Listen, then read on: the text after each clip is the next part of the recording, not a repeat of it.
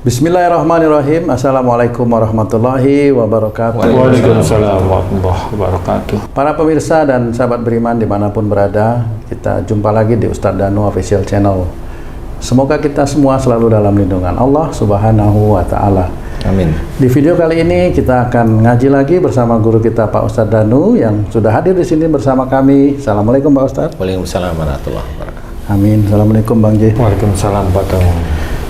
Para pemirsa dan sahabat beriman dimanapun berada, kali ini kami akan membahas satu penyakit yang ini luar biasa menjadi momok dan paling ditakuti oleh kaum wanita. Nah, kadang-kadang seorang ini menderita penyakit ini langsung saja kanker payudara seperti itu Pak Ustadz. Itu kadang-kadang ada benjolan ya. Benjolan itu pindah-pindah ya kadang-kadang di payudara, di ketiak dia, dan itu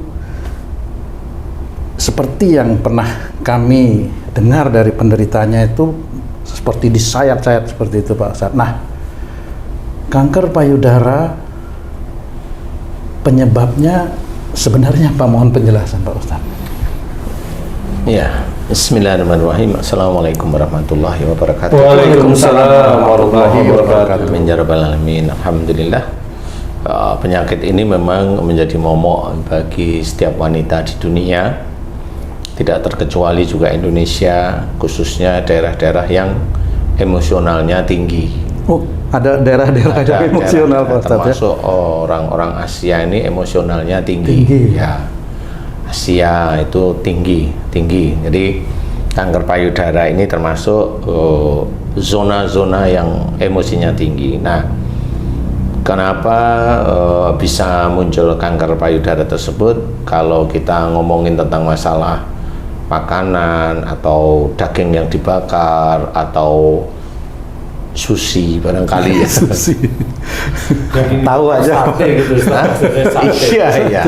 Bisa steak juga kan Pak? Steak kan Steak gitu, bisa. daging yang dibakar. Kemudian macam-macam analisa sebenarnya sampai saat ini belum pernah diketahui juga kanker itu dari mana. Ya. Kemudian ada yang diobati oleh dokter di kemo bisa sembuh, ada yang tidak sembuh, dan yang tidak sembuh itu banyak. Ada penderitanya anak kecil sudah kena kanker. Ya, kanker ini kanker bukan kanker payudara ya, kanker nih. Ada sejak kecil kena kanker, kemudian yang sudah mulai dewasa kena kanker, kemudian yang sudah nenek-nenek juga mulai kena kanker. Nah, kalau dilihat dari sisi akhlak dan perilaku dari sisi Islam, itu memang bisa menjadi tolok ukur. Jadi la taktab walakal jannah, jangan marah bagimu surga. Itu sebenarnya memang harus dijelaskan ke setiap manusia, khususnya yang muslim ya, karena tahu persis lah hadis itu. Sudah banyak orang yang tahu tapi kemana arahnya nggak ngerti. Tahu hadis itu tapi kemana arahnya nggak ngerti, jadi sekedar hanya hafalan. Nah, di sini saya mencoba untuk memberikan pemahaman bahwa marah itu juga salah satu menjadi penyebab kanker, munculnya kanker. Salah satunya adalah kanker payudara. Nah, marah yang bagaimana yang menyebabkan kanker payudara? Marah yang disimpan, yang akan dikeluarkan, ingin membalas sebenarnya. Jadi kalau mamanya saya marah sama Haji J, nggak cuma diem, tapi ingin membalas sebenarnya. Cuma disimpan, masih disimpan. Jadi inginnya itu membalas. Tidak terlihat itu Pak Ustadz ya, ingin membalasnya itu nggak terlihat ya. Nggak terlihat, tinggal wajahnya aja kukuk seperti itu. Nah, itu sebenarnya mau membalas, tetapi nggak dilakukan karena nanti kalau dibalas lebih hancur-hancuran lagi. Jadi dia pilih menyimpan marah tersebut, dan itu kalau dilakukan terus-menerus baik kepada orang tua maupun kepada pasangan, ya insya Allah itu munculnya kanker payudara. Di marah yang disimpan, marah yang akan dikeluarkan tapi disimpan. Umpamanya anak putri Mohon maaf nih, ini yang sering saya tangani nih. Anak putri ini maksudnya itu ya sudah dewasa, tapi belum umur 45 tahun, umur 20-an ke atas. Ini mamanya tahu kalau ayahnya selingkuh mamanya. Nah, ini pemicu sebenarnya. Sehingga anak putri ini karena tahu ayahnya selingkuh, dia marah. Dan kalau lihat ayahnya marah itu muncul, tapi nggak bisa dikeluarkan. Karena menghormati orang tua seperti itu, Pak. Ya, dia mencoba untuk menghormati tetap ya, tapi ya nggak dimunculkan. Marahnya tetap ada gitu. Ya, marah tetap ada. Jika ketemu sama orang tua ada. Kemudian kalau orang tua ngomong nggak digubris, karena memang tahu ayahnya selingkuh. Nah, ini pemicunya, salah satu pemicu. Jadi anak di bawah umur 45 itu kalau kanker payudara salah satu pemicunya itu. Atau lihat ibunya itu selingkuh, ninggalin ayahnya, sama. Prosesnya sama, dia mau marah sama ibunya, dia tahu, walaupun ayahnya tidak tahu, dia tahu karena pernah nguntit ibunya. Nguntit loh ya. Untung kamu nggak diguntit dulu ya. Ngeri. Kok ngeri sih? Apa tuh? Kankernya itu loh, ngeri. Ini Ustaz, pas Ustaz, sama dengan yang masuk ke messenger saya tuh, 2 orang berbeda mengalami kanker payudara karena ketahuan suaminya yang satu kawin lagi, yang satu selingkuh. Kawinnya nggak baru aja kan? Lama Ustaz. Udah lama. Baru ketahuan dia. Itu dia menderita kanker payudara. Apakah solusinya seperti itu, Ustaz? Kalau analisa penyakitnya mirip. Ya, dia menyimpan marah kan gitu. Loh, tahu-tahu suaminya punya istri lagi, punya anak, gimana mau nggak marah kan gitu ya kalau orang ya. Ya akhirnya mau marah yang ngomong sih, tapi kan masih marah itu. Marah itu masih di setiap hari ketemu suaminya tidur situ tuh, waduh, kayaknya itu kalau lihat apa gitu tuh pengennya itu motong aja. Belum pengennya kalau tidur itu kan bawa gunting atau bawa pisau gitu ya, tuh ya. Bawa silet Kira-kira. Yang ngeri bawa silet. Lah ya itu, cutter sih kalau silet. Silet udah jarang sekarang. Makanya cutter. Ya. Jadi marah yang tersimpan berhari, berbulan-bulan ini memicu munculnya kanker payudara. Memicu seperti itu. Walaupun diawali dari suaminya menurut dia yang salah gitu ya. Tapi ya begitu. Akhirnya menguji. Suaminya dikatakan oleh, oh udah nikah aja, nanti ngomong belakangan. Tapi nggak sadar dia. Padahal dia juga sayang sama istrinya. Nah, kalau istrinya kena kanker, kan diuji oleh Allah Ta'ala. Mau apa sekarang? Mau istrinya ditinggal? Kalau ditinggal, wong dia masih sayang kan gitu. Karena kalau nggak ditinggal, biayai kan gitu. Sama akhirnya. biayai kankernya itu. Biayai kanker sama biayai yang di sana. Ya dua. Kan gitu ya. Biayai kalau sembuh. Iya, loh, kanker itu kan sulit sembuh. Ya, makanya kalau sulit sembuh. Ya, walaupun sebenarnya kanker itu kalau diawali dari marahnya dengan pasangan, insya Allah sih 50% itu insya Allah ya, itu bisa sembuh. Oh, bisa sembuh. Insya Allah bisa sembuh kalau sama pasangan. Kalau apa? Sama pasangan. Maksudnya sama pasangan apa, Ustaz? Ya, itu pasangan tadi, itu sama suami istri itu mau marah sama suaminya gitu Mas. Kecuali orang tua ya. Ya kalau kecuali orang tua kan beda ya Ci ya. Kalau dengan pasangan itu dengan suaminya maksudnya. Jadi insya Allah dari titik itu insya Allah masih ada kemungkinan sembuh seperti itu. Tapi tinggal dia marahnya masih nggak dengan suaminya, itu aja. Kalau ingin sembuh harus berhenti marahnya. Berhenti, berjanji sama Allah Ta'ala untuk tidak marah lagi dengan suaminya. Apapun bentuk kesalahan suaminya, serahkan sama Allah Ta'ala, maafkan. Fa'fu anhum. Kemudian wastaghfir lahum, maafkan mereka, doakan kesalahan atau dosa-dosa mereka kepada Allah Ta'ala. Itu yang harus dikerjakan. Masalahnya Ustaz, orang yang terkena kanker payudara ini ke dokternya udah masuk stadium minimal 3 Ustaz.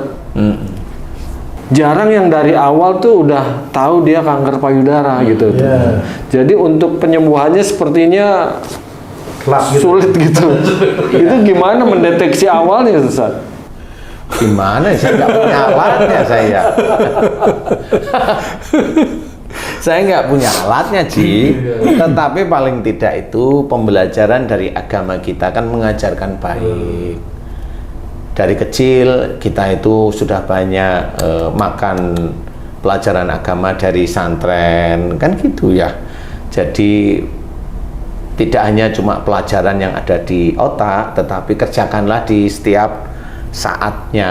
Karena istilahnya kalau kita mau mengamalkan wadhkurullaha katsiran la'allakum tuflihun, dan banyak-banyaklah mengingat Allah agar kamu beruntung. Dari kalimat mengingat Allah agar beruntung ini kan sebenarnya dalam keseharian apa yang kita kerjakan, dari mulai kita itu mau tidur, bangun tidur, sampai tidur itu selalu mengingat kepada Allah Ta'ala. Mengingat itu ya mengingat ayat-ayat yang ada dalam Quran, mengerjakannya, kemudian mengingat hadis-hadis Nabi yang sahih, mengerjakannya, kan seperti itu. Kemudian mengerjakan sunnah Rasul, itu ingat kepada Allah Ta'ala agar beruntung. Beruntung itu kalimat, kalau orang yang selalu mengingat Allah dalam semua kegiatan sehari-hari, beruntung itu insya Allah menurut saya masuk surga. Itu jadi beruntung itu bukan terus kaya, terus itu bukan beruntung, itu masih diuji lagi itu ya. Jadi beruntung ini maksudnya Allah ini masuk surga. Jadi harus ada pelajaran seperti itu, sehingga itu nggak cuma mendetek, sehingga kita dilindungi oleh Allah Ta'ala dari berbagai macam penyakit, dari berbagai macam persoalan-persoalan di dunia, dari berbagai macam persoalan mencari atau mendapatkan harta yang halal, yang thayyib. Dari situlah nanti Allah akan mengatur istilahnya. Jadi kalau gimana caranya mendetek, ya nggak tahu, saya kan laki sih. benar. Kan nggak ngerti saya. Lalu pasien saya yang kanker payudara kan ya nggak pernah saya kayak apa sih, kan nggak boleh gitu ya. Cukup saya kena kanker payudara, Ustadz. Oh ya cukup sudah. Insya Allah kanker payudara itu mengawali sebelum munculnya itu marah yang akan dikeluarkan tapi dipendam, disimpan, dan itu kalau dilakukan berbulan, bertahun ya muncul insya Allah. Nah, kalau dibilang tumor payudara beda itu? Hampir-hampir mirip lah. Kalau tumor itu benjol, kalau kanker itu langsung menyerang, bentuknya seperti itu kurang lebihnya ya. Tapi bisa aja awalnya tumor terus jadinya nanti kanker, bisa saja seperti itu. Dan memang itu bagi orang-orang yang emosionalnya kuat sulit untuk sembuh. Saya sudah hafal, sulit untuk sembuh. Dia harus memahami bahwa dirinya emosional, itu pahami dulu. Kemudian belajar untuk tobat kepada Allah Ta'ala, untuk tidak marah. Kepada siapa saja, ya pada pasangan, kalau mamanya dia itu pejabat, dia kan punya anak buah. Triggernya itu ya di anak buahnya itu sebenarnya. Mungkin maksud Ustadz, memahami dia ini emosional, maksudnya memahami dia ini salah gitu, Ustaz? Iya.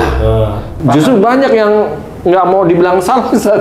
Lah kan memang seperti itu. Jadi kalau saya amati dari saudara-saudara kita Muslim yang lain-lain itu, dia merasa tidak pernah salah di hadapan Allah Ta'ala. Karena kalau sudah sholat, sudah dianggap masuk surga.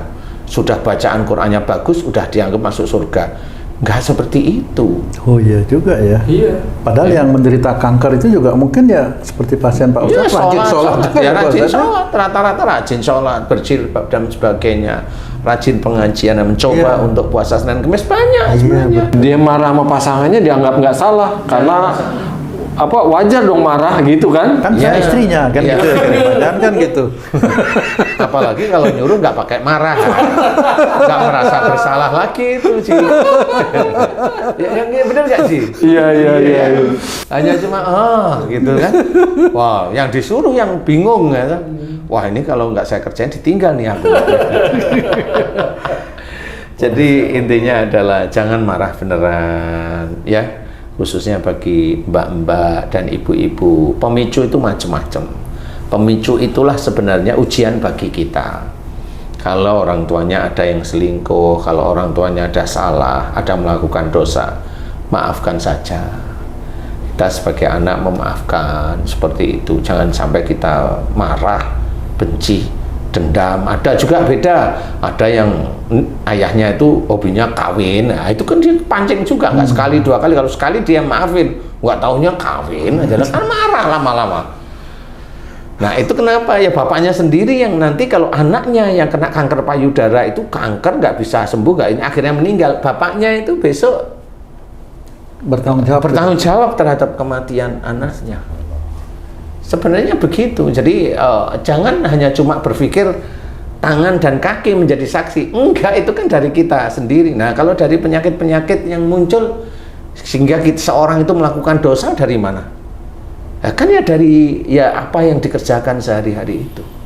Ketemu dengan siapa? Pokoknya kamu seneng sama Haji J. Nah, jangan. Umpama. Udah nolak dulu aja. Laki sama laki. Loh, kan ada yang laki sama laki seneng, Ji. Itu kan namanya laki. Jadi umpama gitu, ya nanti bertanggung jawab di situ. Memang dia di dunia happy gitu loh. Tetapi di akhirat nggak bisa namanya happy, itu nggak bisa. Jadi harus bertanggung jawab. Semua harus dipertanggungjawabkan. Makanya kita harus hati-hati menjalankan kehidupan beragama Islam, bersyariat Islam, mencoba ada di dalam sunnah Rasulullah, di jalan Allah. Harus hati-hati dari mulai cara bicara, melihat, mendengar, berpikir, itu juga harus hati-hati. Yang jelas semua titipan kepandaian dari Allah Ta'ala tentang Islam di diri kita itu adalah alat untuk menjadikan kita lebih berhati-hati di dalam mengerjakan kehidupan sehari-hari di dunia, sehingga dengan orang lain tidak gampang merendahkan, tidak gampang meremehkan, walaupun itu anak kita. Tidak perlu kamu itu tahu apa. Ngapain ngomong seperti itu, kan anaknya jadi jengkel. Lah kalau ditanya, lah ngapain aku dilahirkan, Pak, itu gimana? Malah nuntut orang tuanya. Ya kan begitu. Nah itu sama, itu besok itu orang tua dan anak itu saling terkait untuk saling menjadi saksi di akhirat. Nggak bisa emang untuk main-main. Nah inilah cara hidup, bahwa penyakit itu ujian, iya ujian, tapi dicari kenapa kok munculnya penyakit. Oh itu keinginan Allah aja. Loh, berarti kamu menuduh Allah itu berbuat zalim karena kamu merasa tidak punya dosa. Kalau gitu tidak boleh seperti itu. Kamu masih manusia, masih banyak dosa yang kamu kerjakan sehari-hari. Kita manusia, masih banyak kesalahan, mengejek saudara kita yang lain, merendahkan yang lain dan sebagainya. Nah ini yang harus kita sadari, belajar untuk tidak menyimpan marah yang akan dikeluarkan, disimpan terus-menerus berbulan-bulan, sehingga itu menjadi salah dan dosa di hadapan Allah Ta'ala. Kemudian kalau sudah cukup nisabnya, cukup takarannya, ya muncullah penyakit, yaitu kanker pada payudara. Kalau sampai ketiak, benjol, lengannya benjol, nah itu biasanya marah dengan pasangan atau orang tua yang berhubungan dengan pekerjaan. Bisa juga menyebabkan kanker itu Pak Ustadz ya? Iya, bisa. Lah kalau mamanya kamu nyuruh istrimu tuh, nyuruh ngelakuin itu, nyuruh ngelakuin ini, kamu sendiri enggak ini, nyuruh nyalain, salah sedikit nyalain, lah kan marah lama-lama istrimu. Lah marah itu kan macam-macam, ada diem, ada yang nyemprot kamu gantian, kan gitu. Kebanyakan aja gitu. Kebanyakan bukan ya gitu, semprot-semprotan gitu. Nah Pak Ustadz, apakah mungkin seorang yang menderita kanker payudara itu juga disebabkan karena sihir atau santet? Karena saya pernah ada teman ini Pak Ustadz, ini istrinya kena kanker payudara, dia bilang kayaknya gue disihir sama selingkuhan suamiku gitu. Mungkin nggak itu Pak? Enggak, insya Allah enggak ya, dia marah aja dengan suaminya. Marah, sihir itu insya Allah tidak bisa merusak organ, insya Allah nggak bisa. Sihir itu tidak bisa merusak organ, insya Allah selama ini yang saya amati nggak bisa. Tapi menyerang organ yang lemah. Ya, karena sihir itu akan dituntun oleh Allah Ta'ala pada titik lemahan orang itu sendiri, sehingga organ itu rusak. organ itu bermasalah. Rusak itu enggak. Bermasalah. Sakit yang enggak pernah sembuh. Nah, Tapi dicek nggak apa-apa gitu. enggak apa-apa, itu kan bermasalah. Sehingga kalau dia udah bosan ke dokter, akhirnya dok udahlah apa yang mau dioperasi, dioperasi beneran sama dokter. Alhamdulillah. Jadi selama ini yang saya amati tidak kanker. Kalau dokter udah bilang kanker stadium 3 udah betul itu insya Allah. Gitu. Kalau saya ya tinggal apa yang harus saya kerjakan, memberikan pengertian secara Islami, kemudian apa yang dikerjakan, taubat kepada Allah Ta'ala, minta maaf kepada pasangan atau orang tuanya, dan itu istiqomah terus menerus lakukan dan jangan diulangi lagi. Ya udah itu aja. Insya Allah mudah-mudahan ya kalau memang itu dengan pasangan, insya Allah mudah-mudahan mereda. Biasanya seperti itu, mereda. Tapi kalau dengan orang tua bisa sih insya Allah mereda, tapi nanti akan muncul lagi. Karena orang tua itu kalau udah marah dengan orang tua kayak bom waktu. Sekali waktu pasti meledak, stres gitu. Seperti itu. Nah ini mudah-mudahan ini bisa menjadi ilmu bagi sedulur beriman yang lain agar belajar untuk menjaga diri kita itu tetap istiqomah dalam mengerjakan agama Islam. Amin. Ya jangan berbuat buruk. Amin. Dilarang. Salah satu orang yang diizinkan oleh Allah Ta'ala masuk surga itu adalah orang yang beriman dan berbuat baik. Nah berbuat baik inilah yang sehari-hari kita berikan kepada jamaah itu memang untuk menuju ke arah surganya Allah. Insya Allah seperti itu. Insya Allah ini hanya doa saya aja. Amin. Wallahu a'lam. Baik, terima kasih banyak Pak Ustadz penjelasannya. Masya Allah, luar biasa ini. Para pemirsa dan sahabat beriman dimanapun berada, demikian tadi penjelasan yang telah disampaikan oleh guru kita semua Pak Ustadz Danu mengenai satu penyakit yang cukup mengerikan ya, kanker payudara. Semoga Allah senantiasa memberikan kemudahan kepada kita untuk menyelesaikan semua urusan-urusan dunia dan akhirat kita. Saya Tung pamit diri, kita jumpa di video kami yang lain. Wassalamualaikum warahmatullahi wabarakatuh. Waalaikumsalam warahmatullahi wabarakatuh.